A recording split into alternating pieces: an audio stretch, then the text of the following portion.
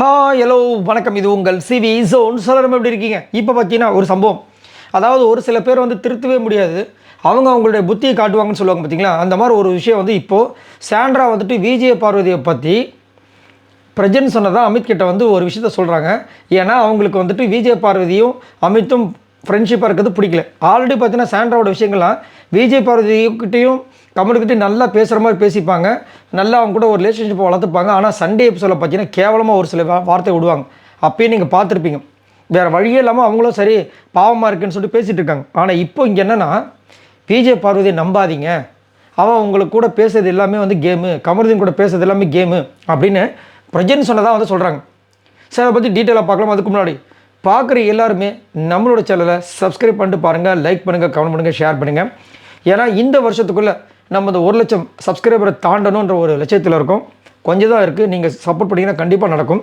சரி, இப்போ என்ன நடக்குது அப்படின்னு பார்த்தீங்கன்னா, சாண்ட்ரா வந்து அமித் கிட்ட ரொம்ப நேரமாக பேசியிருந்தாங்க. எனக்குலாம் ஒரு பக்கம் வந்து தலைவலிக்க ஆரம்பிச்சிச்சு.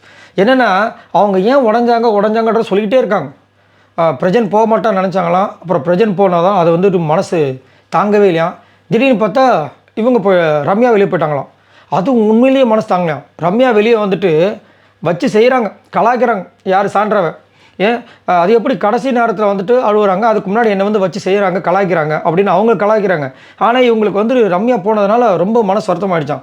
அதுக்கப்புறம் சார் அது மீறி வரலாம் பார்த்தா வியானா போயிட்டாங்களாம். வியானா கூட இவங்க இப்போ இவ்வளவு பாசமானாங்கன்னு எனக்கு தெரியல. இவங்க இஷ்டத்துக்கு வந்து கதை விட்றாங்க, வேறு ஒன்றும் கிடையாது. கதை விட்டுட்டே இருக்காங்க.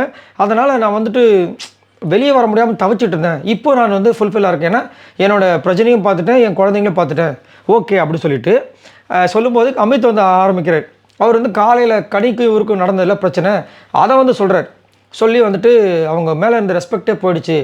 அதே மாதிரி அவங்களுக்கு பிடிச்சவங்ககிட்ட ஒரு மாதிரியும் பிடிக்காதவங்ககிட்ட ஒரு மாதிரியும் பேசுகிறாங்க, அது எனக்கு சுத்தமாக செட் ஆகாது.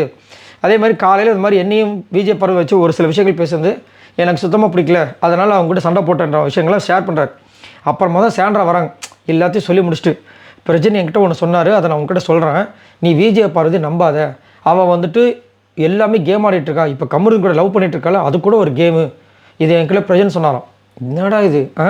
அதுக்கப்புறம் அமித், சரி அது கூட ஒன்று வச்சுக்கோங்களேன், அமித் உங்ககிட்ட பேசுறது கூட கேம், இதையும் பிரஜன் தான் சொன்னாராம். இன்னொரு வில்லத்தனை இதெல்லாம் பிரஜன் வந்து சொல்லிட்டு போனார். பிரஜன் சொன்னதே முக்கால்வாசி பொய்ன்றதா நம்மளோட கருத்து. ஏன்னா வெளியில் இருக்கும்போது திவ்யாவை பற்றியும் வினோத்தை பற்றி நிறைய விஷயங்கள் எக்கச்சக்கமாக பேசியிருந்தார். உள்ளே வந்து எல்லாரையும் நம்பு, விஜய போகிறது மட்டும் நம்பாதுன்ட்டு போயிட்டார். இதே நம்மளுக்கு கான்ட்ரவர்ஷியலாக இருக்குது. வெளியில் இருக்கும்போது விஜய போகிறத பற்றி எதுவுமே பேசலை. நாங்கள் வந்தது விஜய போகிறது வெளியே வந்ததுக்கப்புறம் நாங்களாம் ஃப்ரெண்ட்ஷிப்பாக இருக்க போகிறோம் தான் சொன்னார். ஆனால் உள்ளே போனதுக்கப்புறம் இந்த மாதிரி ஒரு வார்த்தையை சொல்கிறார். எங்களுக்கு அது நம்மளுக்கே வந்துட்டு ஒரு டவுட்டு. இதில் இவங்க வேறு அதை வச்சு ஒரு எக்ஸ்ட்ரா ஃபிட்டிங். ஏன்னா விஜய பார்வதி வந்துட்டு அதை கமருதீன் சொன்ன விஷயங்களை நம்பி விஜய் பார்வதி கிட்ட கேட்டிருப்பாங்க. இப்போ விஜய் பார்வதி அந்த பேட் டச்சுன்ற விஷயத்தை நான் எடுக்கலன்னு சொல்லியிருப்பாங்க. அவ்வளோ தூரம் சொல்லியும் திவ்யா கிட்ட போய் மாற்றி சொல்லியிருப்பாங்க. ஸோ இவங்க சொல்கிறது வந்துட்டு நம்மளுக்கு தெரியும், அமித்துக்கு தெரியாதுன்னு தெரியல. ஆனால் தரமான ஒரு ரிப்ளை கொடுத்தாரு, அதை நான் அப்புறமா சொல்கிறேன். இப்போ சொல்கிறேன் பாருங்கள், இதை சொல்கிறாங்க. அதுக்கப்புறம் வந்துட்டு விஜய் பார்வதி அங்கேயும் ஒன்று சொல்லுவா, இங்கேயும் ஒன்று சொல்லுவா. இப்போ நான் உனக்கு சொல்கிறது மேபி உனக்கு தவறாக தெரியலாம், ஆனால் உன் ஒய்ஃபே வந்து சொல்லுவா, அப்போ நீ என்னை பற்றி புரிஞ்சுப்பா அப்படின்போது அமித் ஒரு அழகான வார்த்தை சொல்கிறேன். என்னென்னா, நான் மோஸ்ட்லி என் கூட பழகிறவங்கள சந்தேகப்படவே மாட்டேன், நான் நம்புவேன். ஏன் சொல்கிறேன்னா, இப்போ அன்றைக்கி நீங்கள் கூட தலையில் அடிச்சுக்கிட்டு அன்றைக்கி அழுதிங்களே, எல்லாருமே என்ன தெரியுமா சொன்னாங்க, நீங்கள் கேம் ஆடுறீங்கன்னு சொன்னாங்க. ஆனால் நான் என்ன நினச்சேன்னா, இதை கேம் இல்லை, இது உண்மையிலே நீங்கள் அழுகிறீங்கன்னு நினச்சேன். அதே மாதிரி தான் நீங்களும் நினச்சிங்க, உங்களுக்கு எவ்வளோ இருந்திருக்கும், அதே மாதிரி தான் நானும் நினைக்கிறேன்.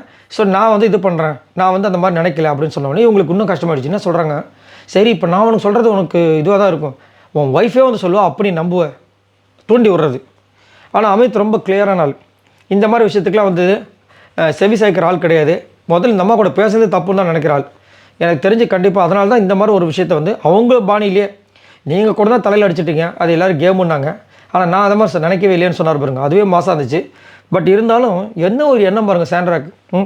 நம்மளாம் வந்து சாண்ட்ரா பக்கம் வந்து ஆக்சுவலாக எல்லாருமே எதிர்த்தப்போ சாண்ட்ராக்கு விஜய் பார்வதி நின்னாங்க. அதுக்கப்புறமா தான் சாண்ட்ராவே வந்து விஜய் பார்வதி யூஸ் பண்ணுற விஷயங்களும் நம்மளுக்கு தெரிய வந்துச்சு. இப்போ இந்த மாதிரி ஒரு கேம் விளாண்டுட்டு இருக்காங்க. ஸோ இதை பற்றி உங்களோட கருத்துக்களை சொல்லுங்கள். பாய் நண்பர்களே.